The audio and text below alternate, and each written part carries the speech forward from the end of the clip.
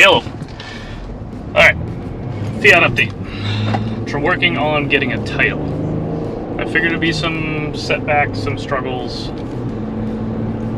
and there are. So it's a 1933, as we know. It was, when I got it signed over to me, the title was actually still a Maryland title. So in '89, it was titled in Maryland, which is pretty cool because its address was actually out of Baltimore, and I'm from Baltimore if you don't know that. So it's kind of cool that it's all connected. But that was July 6, 1989 that title was issued. Now it's July 7th, 2025.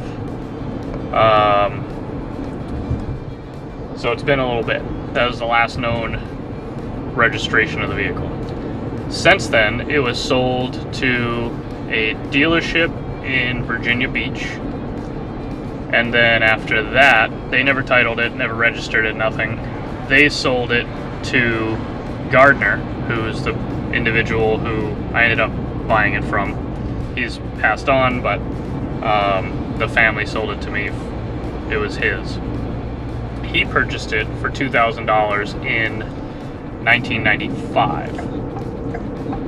So he never titled it, never registered it. It's been sitting in the basement ever since. So unfortunately, that means that I have a title out of Maryland that has the company in Virginia listed as a buyer.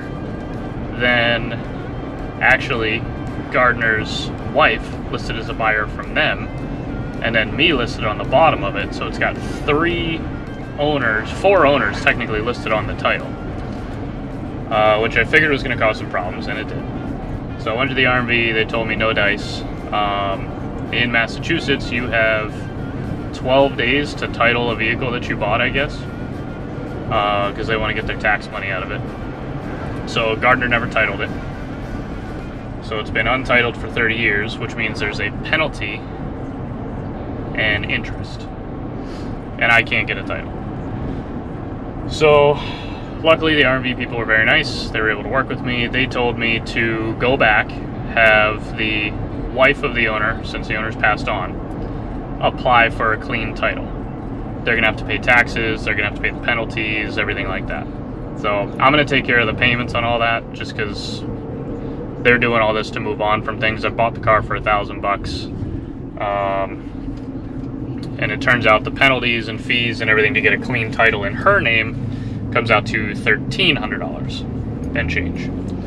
So I'm gonna be paying what I paid for the car to get a clean title in not my name.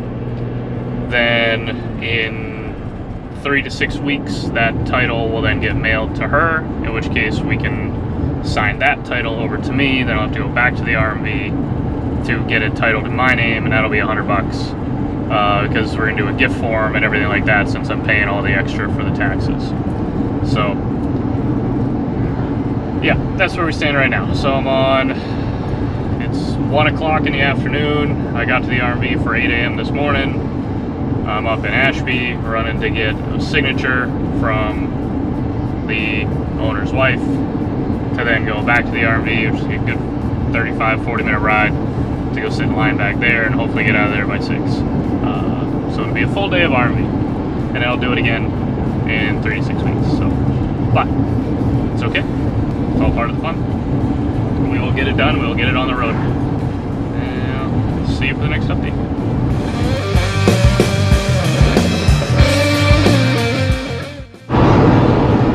Titling update. We got the title application submitted for not me, for Gardner's wife. So we got it in. It is 3:08. I just left the RMV for the second time after going there for 8 this morning. But it is through.